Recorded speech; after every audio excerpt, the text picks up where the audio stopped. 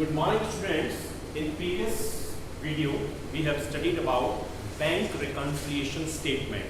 What is bank reconciliation statement and what are the reasons behind the difference between the balance of cash book and passbook. Now, today we are going to study about importance of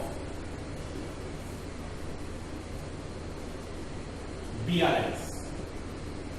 BRS means bank reconciliation statement कि इसकी हमें जरूरत क्या है. First है इसमें it bring out errors और mistakes of cash book and passbook.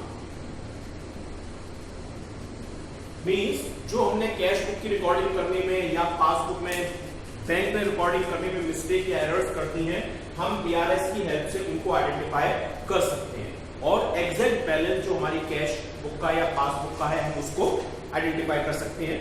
Next है to ascertain the reasons of difference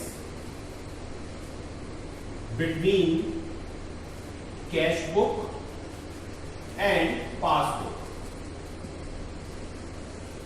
means passbook और कैश बुक का बैलेंस क्यों टैली नहीं कर रहा है, क्यों हमारा मैच नहीं कर रहा है, उसके रीजंस एग्जैक्टली हमको ये आइडेंटिफाई हो जाते हैं कि किन रीजन की वजह से हमारी कैश बुक और पासबुक आपस में मैच नहीं कर रही है. Means what are the reasons behind the difference between cash book and passbook balances. Now the third one is to know the exact balance of bank passbook. Means हमें यह help करती है कि बैंक में हमारा कितना एग्जैक्ट बैलेंस है उसको आइडेंटिफाई करने में भी बीआरएस हमको हेल्प करता है. और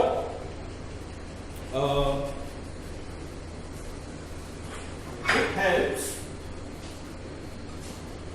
to maintain cash book correctly. इसके अलावा कैश बुक को एग्जैक्ट मेंटेन करने में भी ये हमारी हेल्प करता है कि हम कैश बुक के बैलेंस को किस तरीके से एग्जैक्ट फॉर्म में मेंटेन कर सकते हैं.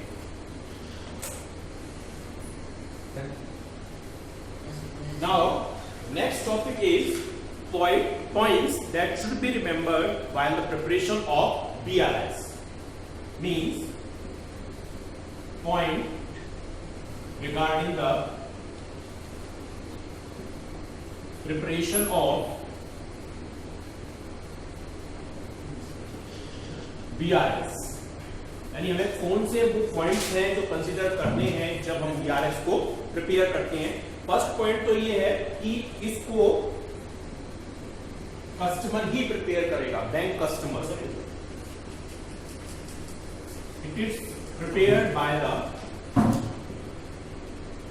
Bank customer. बैंक कस्टमर कौन मीन्स हम, business identity.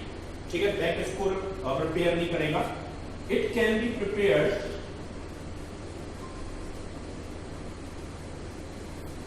at any point of time. यानी आप इसे कभी भी प्रिपेयर कर सकते हैं. Means mid of the month, mid of the year और any point of time. Now third one, it is prepared with the help of balance of cash book or it can be prepared with the help of balance of passbook and as well.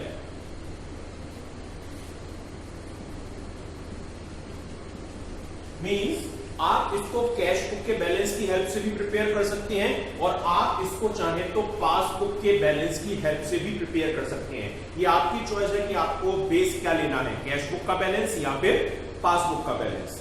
Now the next is we should know accurately that whether we have balance in cash book or passbook or we have overdraft in cash book or passbook।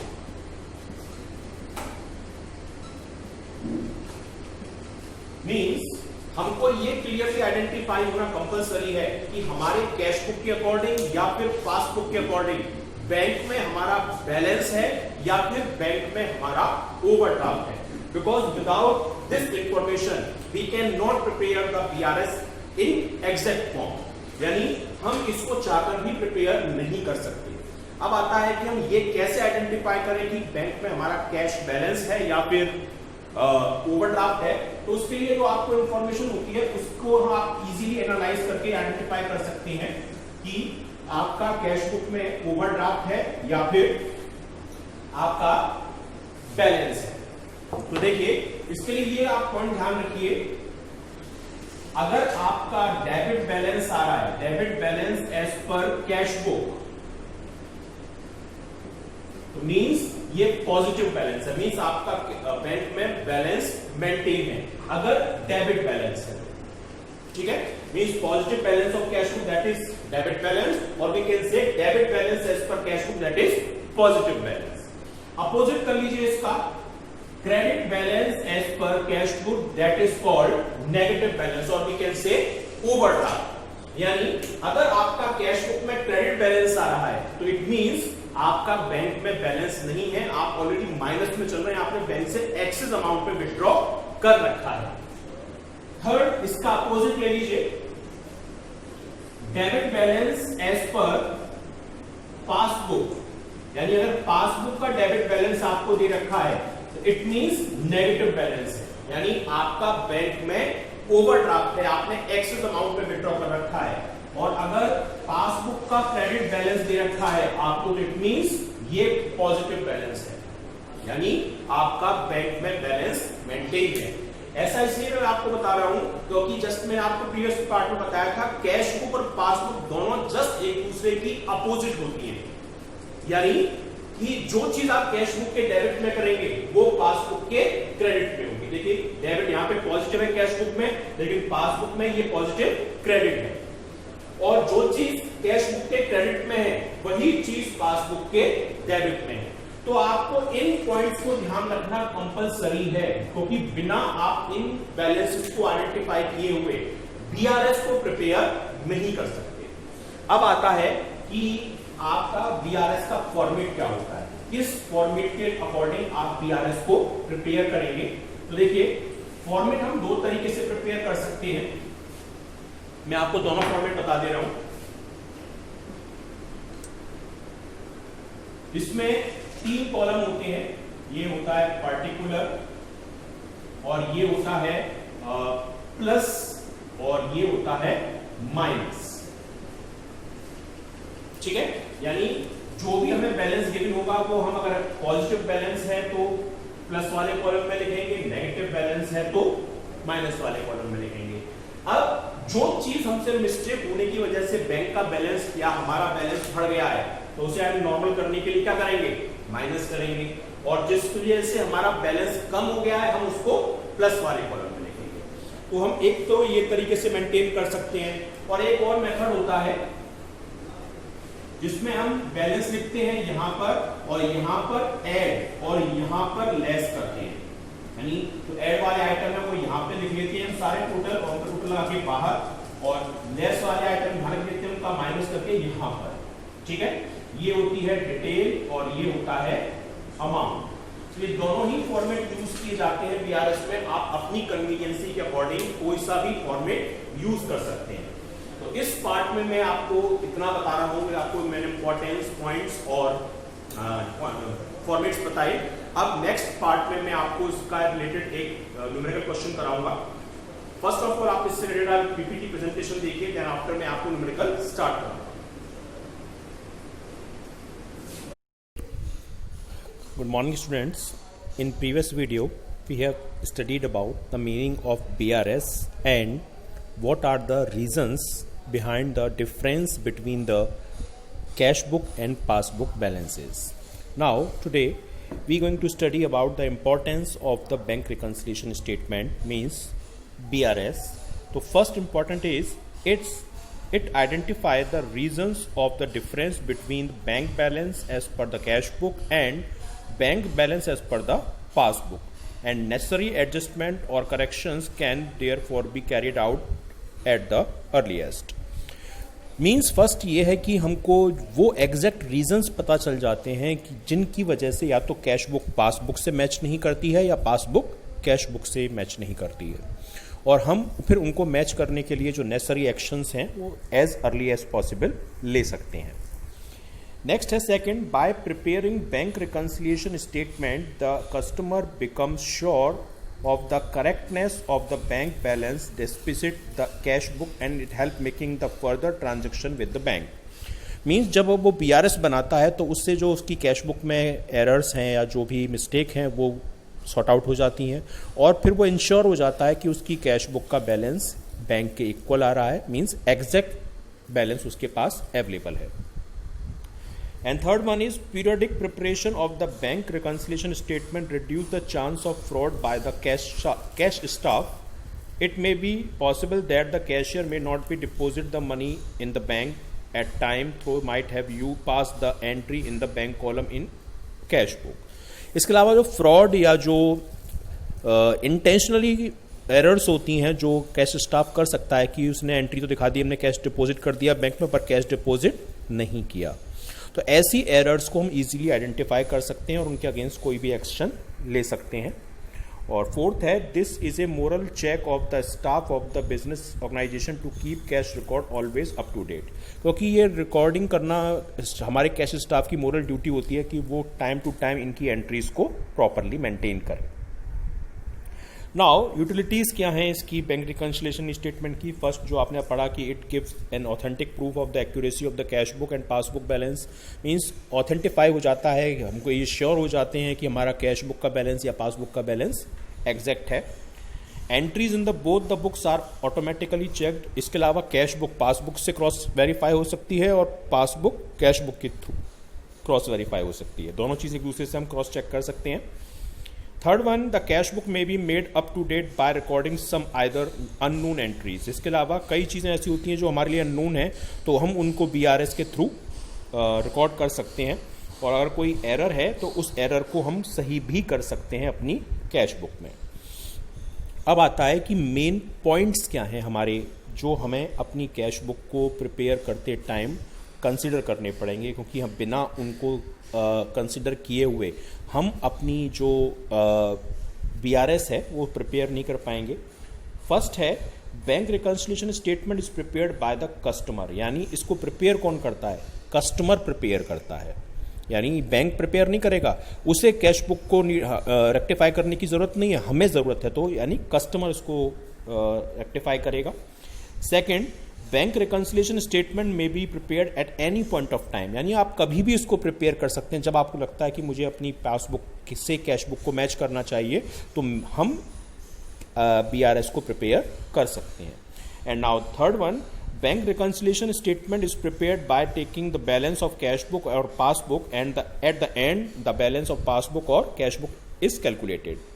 यानी BRS जो बनाया जाता है वो किसकी help से बनाया जाता है? कैश बुक और पासबुक के गिवन बैलेंसेस के हेल्प से, कि पर्टिकुलर टाइम पर कैश बुक का कितना बैलेंस है तो उसे हम पासबुक के बैलेंस से मैच करेंगे, या पासबुक में कितना बैलेंस है उसे हम कैश बुक के बैलेंस से मैच करेंगे। इसके लिए हमें ये दो चीज़ें बहुत ध्यान में रखनी होंगी। कैश बुक का डेबिट बैलेंस, कैश बुक का डेबिट बैलेंस हमेशा फेवरेबल बैलेंस होता है, मींस पॉजिटिव बैलेंस होता है, और वहीं कैश बुक का क्रेडिट बैलेंस वो अनफेवरेबल बैलेंस होता है, मींस वो नेगेटिव बैलेंस होता है, मींस ओवरड्राफ्ट है, यानी आपने बैंक में डिपॉजिटेड अमाउंट से ज़्यादा विड्रॉ कर रखा है। वहीं पासबुक जो कैश बुक की जस्ट अपोजिट होती है, उसका क्रेडिट बैलेंस फेवरेबल होता है और डेबिट बैलेंस वो अनफेवरेबल यानी नेगेटिव होता है। ये मैं आपको बता चुका हूं पहले ही कि कैश बुक पासबुक दोनों का नेचर एक दूसरे का जस्ट अपोजिट होता है। कैश बुक का डेबिट वो पासबुक का क्रेडिट होता है और कैश बुक का क्रेडिट पासबुक का डेबिट होता है। तो आपको ये बैलेंसेस पता होने बहुत ज़रूरी है कि आपकी कैश बुक में डेबिट बैलेंस है या क्रेडिट बैलेंस है, या फिर आपकी पासबुक में डेबिट बैलेंस है या फिर क्रेडिट बैलेंस है, क्योंकि without these balances you can not prepare the bank reconciliation statement. अब स्टूडेंट्स, इसके बाद वाले वीडियो पार्ट में आप इलस्ट्रेशन नंबर फर्स्ट को देखिए, जो आपको और आइडेंटिफाई करेगा या इजीली एक्सप्लेन करेगा कि how can we prepare the BRS।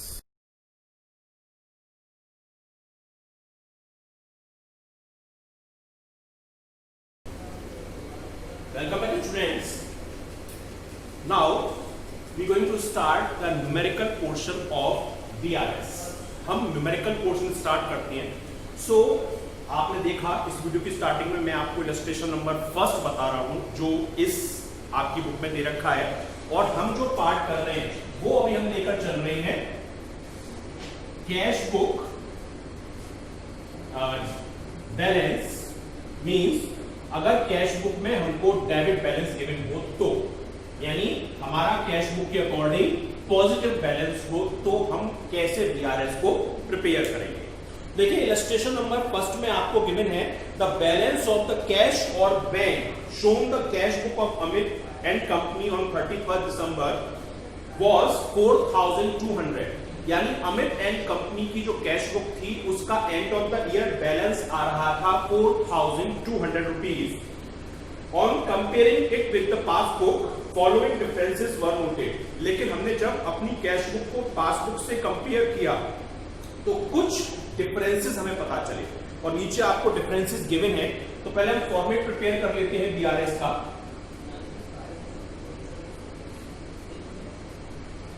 Particular plus और माइनस। फर्स्ट ऑफ ऑल सबसे पहले तो हमें जो बैलेंस गिवन है कैश बुक का, उससे हम क्वेश्चन को स्टार्ट करते हैं। तो क्वेश्चन आपको कौन सा गिवन है? Debit balance as per cash book, ये आपको गिवन है, और पॉजिटिव बैलेंस है। डेबिट बैलेंस का मतलब मैंने क्या बताया था? Positive balance. तो आप प्लस वाले कॉलम में लिखेंगे 4200 रुपीज। नाउ अब हम उन डिफरेंसेस को लेंगे जिन डिफरेंसेस को क्वेश्चन में गिवन है। फर्स्ट है cheque sent for collection amounting 3200 have not been cleared by the bank so far, यानी हमने कोई चेक बैंक में डिपॉजिट किया 3200 रुपीज का और वो अभी तक हमारे अकाउंट में क्रेडिट नहीं हुआ, यानी उसका अमाउंट हमारे अकाउंट में नहीं आया है। एग्जांपल लीजिए, हमारे अकाउंट में 10,000 रुपीज का बैलेंस था, हमने कोई चेक बैंक में डिपॉजिट किया 3200 रुपीज का, तो हम तो ये एज्यूम करेंगे कि 13,200 रुपीज हो गया बैंक में बैलेंस। लेकिन उस अमाउंट, वो अमाउंट अभी तक बैंक में नहीं आया है, यानी बैंक में अभी भी 10,000 का 10,000 है और हमने 13,200 रुपीज कर लिया। तो यानी इस वाले केस में हमें बैंक का बैलेंस अपने इक्वल लाना होगा, यानी पासबुक का बैलेंस कैश बुक के इक्वल। तो यानी अगर हम बैंक को अपने इक्वल लाना चाहें, यानी हमने बैंक में अपने यहां कर दिया 13,200 और बैंक में अभी भी वो जमा हुआ नहीं है, यानी बैंक में 10 का 10 है और हमने कर रखा है 13,200, तो हमें अपना बैलेंस, यानी अपना बैलेंस बैंक के इक्वल लाना है, कैश बुक के बैलेंस को पासबुक के इक्वल लाना है। तो हमें क्या करना पड़ेगा? अपने बैलेंस में 3,200 रुपीज लेस करने होंगे, कम करना होगा। तो आप यहां पे लिखेंगे जो आपको नरेशन जो स्टेटमेंट गिवन है, cheque send for collection but not credited, यानी हमने बैंक में चेक जमा किया लेकिन वो हमारे अकाउंट में जमा नहीं हुआ। कम करना है तो इसे हम माइनस वाले कॉलम में डालेंगे 3200 रुपीज। क्लियर? अब सेकंड पॉइंट है check issued but not presented for payment 2000, यानी हमने किसी को पेमेंट में 2000 रुपीज का चेक दिया लेकिन वो पर्सन अभी बैंक में उस चेक का पेमेंट लेने नहीं पहुंचा है। देखिए सिमिलर, हमने बैंक में, हमारे बैंक में 10,000 का बैलेंस था, हमने किसी को 2000 रुपीज का चेक पेमेंट में दे दिया, तो हम तो ये एज्यूम करेंगे कि पेमेंट हो गया, हम अपने यहाँ बैलेंस माइनस कर लेंगे, यानी हम अपने यहाँ कर लेंगे 8000। लेकिन वो पर्सन चेक का पेमेंट लेने बैंक नहीं पहुंचा है, तो जब तक चेक बैंक पहुंचेगा नहीं, बैंक अमाउंट कम करेगी नहीं, तो बैंक में अभी भी 10 का 10 है और हमने 8 कर लिया, तो अपना बैलेंस बैंक के इक्वल लाने के लिए हमें अपने बैलेंस में 2000 रुपीज ऐड करने होंगे ताकि हमारा बैलेंस बैंक के इक्वल आ जाए। तो यहां पे थर्ड पॉइंट डालेंगे check issued but not presented for payment, और हमें ये अपने में ऐड करना है तो हम ऐड वाले कॉलम में 2000 रुपीज लिख देंगे। क्लियर? अब थर्ड पॉइंट है bank charges ₹100 not entered in the cash book, यानी बैंक ने कोई चार्जेस के 100 रुपीज हमारे अकाउंट से कट किए लेकिन हम उसकी एंट्री अपनी कैश बुक में करना भूल गए या कर नहीं पाए क्योंकि हमें इंफॉर्मेशन नहीं मिली। सेम लीजिए, हमारे बैंक में बैलेंस था 10,000 और हमने 100 रुपीज बैंक ने हमारे अकाउंट से कट कर लिए, यानी बैंक में बैलेंस कितना हो गया 9,900। बैंक में हमें इंफॉर्मेशन है नहीं, हमने अपने यहां बैलेंस 10,000 मेंटेन कर रखा है जबकि बैंक में हो चुका है 9,900। तो हमें अपना बैलेंस बैंक के इक्वल लाने के लिए क्या करना होगा, 100 रुपीज अपने बैलेंस में से माइनस करने होंगे। तो आप यहां लिखेंगे बैंक चार्जेस डेबिटेड, या जो भी आपके सेंटेंस में लिखा हुआ है, और 100 रुपीज माइनस वाले कॉलम में आप मेंटेन करेंगे। Clear? Now fourth one, there was a credit of 250 in the passbook in respect of interest which was not recorded in cash book. Credit means जमा करना। बैंक ने हमारे अकाउंट में किसी इन्वेस्टमेंट की इंटरेस्ट को डिपॉजिट कर दिया, यानी क्रेडिट कर दिया। कितना अमाउंट 250, लेकिन हमें इस बात की इंफॉर्मेशन नहीं है, यानी हमने कैश बुक में कोई रिकॉर्डिंग नहीं की। सिमिलर 10,000 हमारे यहां बैलेंस था, बैंक ने 250 रुपीज हमारे अकाउंट में क्रेडिट कर दिए, मींस बैंक में क्रेडिट कर दिए मतलब बैंक का बैलेंस इंक्रीज होकर 10,250 रुपीज हो गया। हमें ये इंफॉर्मेशन रिसीव हुई नहीं, हमने बैलेंस मेंटेन कर रखा है 10,000 जबकि बैंक में हो चुका है 10,250। तो अपना बैलेंस बैंक के इक्वल लाने के लिए हमें क्या करना होगा, अपनी कैश बुक में 250 रुपीज ऐड करने होंगे। तो यहां लिखेंगे बैंक क्रेडिटेड इंटरेस्ट, यानी बैंक ने क्रेडिट कर दिया इंटरेस्ट और 250 रुपीज आप ऐड वाले या प्लस वाले कॉलम में मेंटेन करेंगे। Now the next one is that is fifth transaction. A customer deposited 1,000 direct in our bank account and it was entered only in passbook. किसी कस्टमर से हमको 1,000 रुपीज रिसीव होने थे लेकिन उसने डायरेक्टली हमारे बैंक अकाउंट में वो अमाउंट डिपॉजिट कर दिया और हमें ये इंफॉर्मेशन देना मिस कर गया। देखिए 10,000 हमारे बैंक में पहले से ही बैलेंस मेंटेन था, कोई कस्टमर जिस पे ड्यू था उसने 1,000 हमारे अकाउंट में डिपॉजिट कर दिए, यानी हमारे अकाउंट का बैलेंस इंक्रीज होकर कितना हो जाएगा 11,000। हमें ये इंफॉर्मेशन थी नहीं, हमने सेम वही मेंटेन कर रखा है 10,000 जबकि बैंक में हो चुका है 11,000। तो कैश बुक का अपना बैलेंस बैंक के इक्वल लाने के लिए हमें क्या करना होगा, अपनी कैश बुक में 1,000 रुपीज ऐड करना होगा। तो यहां लिखेंगे डायरेक्टली डिपॉजिटेड बाय कस्टमर और 1000 रुपीज प्लस वाले column. Now the next one is that is the sixth and last transaction. As per standing order of Amit and Company, the banker has made the following payment. यानी हमने अपने bank को ये instruction दे रखा था कि particular date को ये पेमेंट आप ऑटोमेटिक हमारे अकाउंट से कट करके कर दीजिए, और बैंक ने वो पेमेंट कर दिया, लेकिन हम उनकी एंट्रीज अपनी कैश बुक में करना भूल गए। एक तो इंश्योरेंस प्रीमियम 600 रुपीज का और एक क्लब फीस 500 रुपीज की। तो देखिए टोटल पेमेंट कितना हो गया 1100। सपोज बैंक में 10,000 का बैलेंस था, पर्टिकुलर डेट आई और बैंक ने ये 1100 रुपीज हमारे अकाउंट से कट करके पेमेंट कर दिए, तो बैंक में बैलेंस रह गया 8,900। हमें इंफॉर्मेशन थी नहीं तो हमने तो 10,000 ही मेंटेन कर रखा है, जबकि बैंक में हो चुका है 8,900। तो अपना बैलेंस बैंक के इक्वल लाने के लिए हमें अपने बैलेंस में 1100 रुपीज माइनस करने होंगे। तो हम यहां लिखेंगे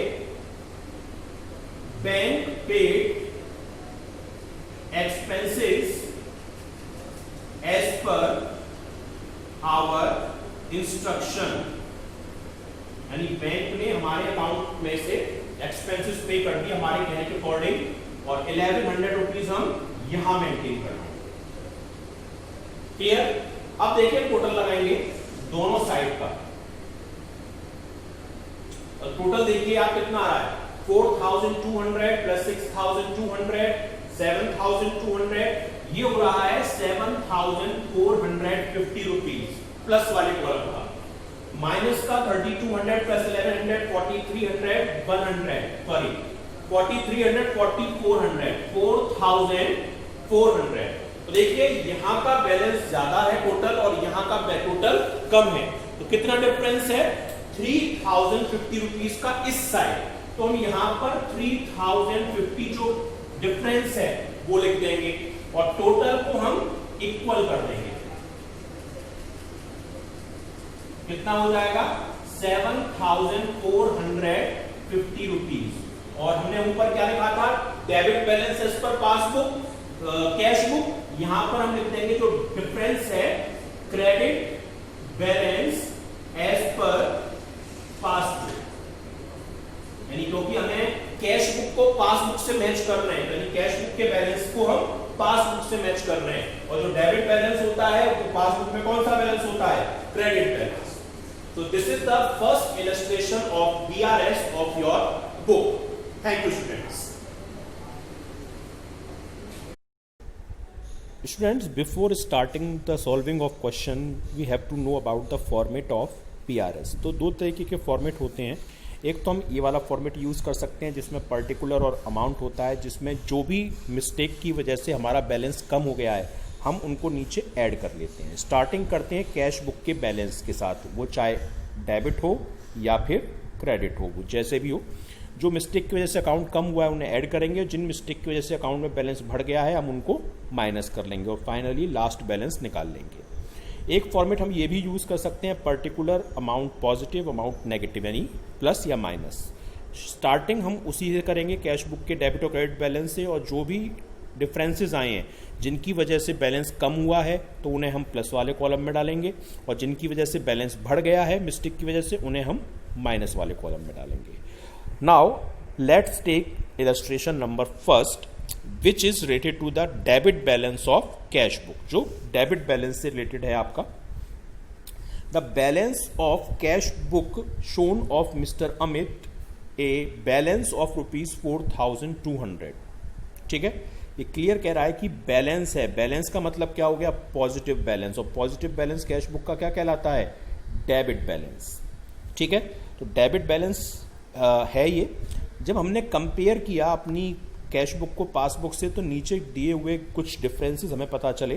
फर्स्ट डिफरेंस था cheque sent for collection amounting ₹3,200 have not been cleared by the bank so far, यानी हमने कोई बैंक में डिपॉजिट किया 3,200 रुपीज़ का चेक जिसका अमाउंट अभी तक हमारे अकाउंट में नहीं आया है, फॉर एग्जांपल लीजिए हमारे बैंक में डिपॉजिटेड थे 10,000 रुपीज़ पहले से ही। जैसे ही हम 3,200 रुपीज़ का कोई चेक बैंक में डिपॉजिट करेंगे तो हम तो ये एज्यूम कर लेंगे कि हमारे बैंक में तो 13,200 रुपीज़ हो गए, लेकिन वो चेक अभी तक बैंक नहीं पहुंचा है। बैंक नहीं पहुंचा है तो इसका मतलब है कि बैंक में बैलेंस नहीं बढ़ा होगा, बैंक में बैलेंस अभी भी 10,000 रहा होगा और हमने कर लिया 13,200। तो जब डेबिट बैलेंस हम कैश बुक का लेते हैं तो हमें अपनी कैश बुक को पासबुक के इक्वल लाना होता है, यानी अपने बैलेंस को बैंक के इक्वल, यानी 13,200 को 10,000 के इक्वल लाना है तो क्या करना पड़ेगा, अपनी कैश बुक में हमें 3,200 माइनस करने होंगे। तो देखिए कैसे इसको हमने प्रेजेंट किया है। सबसे पहले तो हमने जो बैलेंस गिवन है वो लिखा हमने debit balance as per cash book, और पॉजिटिव बैलेंस है तो प्लस वाले कॉलम में डालेंगे 4,200 रुपीज़। अब फर्स्ट डिफरेंस क्या था कि हमारी गलती की वजह से हमने फालतू में 3,200 रुपये बढ़ा लिए थे, तो वो हमें माइनस करने होंगे। सॉरी, बढ़ा लिए थे तो वो हमें क्या करने पड़ेंगे, माइनस करने होंगे। तो देखिए यहाँ लिखा हुआ है cheque sent for collection but not cleared, और 3,000 रुपीज़ माइनस वाले कॉलम में डाल रखा है। ठीक है। अब सेकंड पॉइंट देखिए, check issued but not presented for payment 2,000, यानी हम इशू का मतलब देना, हमने किसी को 2,000 रुपीज़ का चेक दिया लेकिन वो बैंक में प्रेजेंट नहीं हुआ है अभी तक।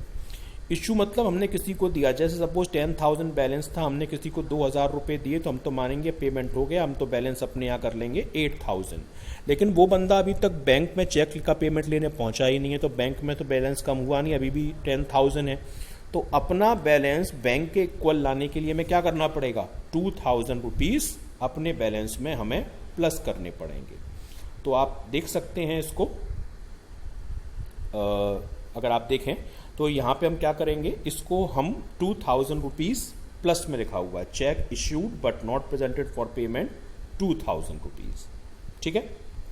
अब थर्ड हम ट्रांजैक्शन देखेंगे, bank charges ₹100 not entered in the cash book. ये थर्ड वाला कि बैंक ने 100 रुपीज़ चार्जेस के हमारे अकाउंट में से कट कर लिए। कट कर लिए मीन्स बैंक से बैलेंस कम हो गया होगा। 100 रुपये बैंक ने अगर किए तो बैंक में बैलेंस कितना हो जाएगा, 9,900, लेकिन हमें पता नहीं है, हमने 10 का 10 कर रखा है अपने यहाँ। तो अपना बैलेंस बैंक के इक्वल लाने के लिए हमें क्या करना पड़ेगा, अपने बैलेंस में से 100 रुपीज़ हमें माइनस करने होंगे, तभी जाके हमारा बैलेंस बैंक के इक्वल आएगा। तो देखिए आप यहाँ देख सकते हैं amount bank charges not entered in the cash book के नाम से 100 रुपीज़ माइनस वाले कॉलम में लिखे हुए हैं। अब आप क्या करेंगे, अब फोर्थ ट्रांजैक्शन है कि there was a credit of 250 in the passbook in respect of interest which was not recorded in the cash book. Credit मतलब जमा होता है, बैंक ने हमारे अकाउंट में 250 रुपीज़ इंटरेस्ट के डिपॉजिट कर दिए। तो जब बैंक हमारे अकाउंट में डिपॉजिट करेगी 250 रुपीज़ तो बैंक में बैलेंस हो जाएगा 10,250 रुपीज़, लेकिन हमें ये इन्फॉर्मेशन है नहीं कि बैंक ने इंटरेस्ट डिपॉजिट कर लिए, हम 10,000 ही एज्यूम करके चल रहे हैं। तो हमें अपना बैलेंस अगर बैंक के इक्वल लाना है तो अपने बैलेंस में हमको 250 रुपीज़ ऐड करने होंगे। तो ये देखिए आप कि interest collected by the bank but not entered in the cash book 250 rupees plus वाले कॉलम में लिखे हुए हैं। क्लियर। अब देखिए नेक्स्ट हमारा ट्रांजैक्शन है ट्रांजैक्शन नंबर 5। एक customer deposited 1,000 direct in our bank account and it was entered only in the passbook. किसी कस्टमर जिससे 1,000 रुपीज़ लेने थे उसने डायरेक्टली हमारे अकाउंट में वो 1,000 जमा कर दिए, लेकिन हमें इस बात की इन्फॉर्मेशन नहीं मिली। सपोज 10,000 पहले से ही थे, कोई कस्टमर आके 1,000 हमारे अकाउंट में डिपॉजिट कर गया तो बैंक में बैलेंस कितना हो गया, 11,000।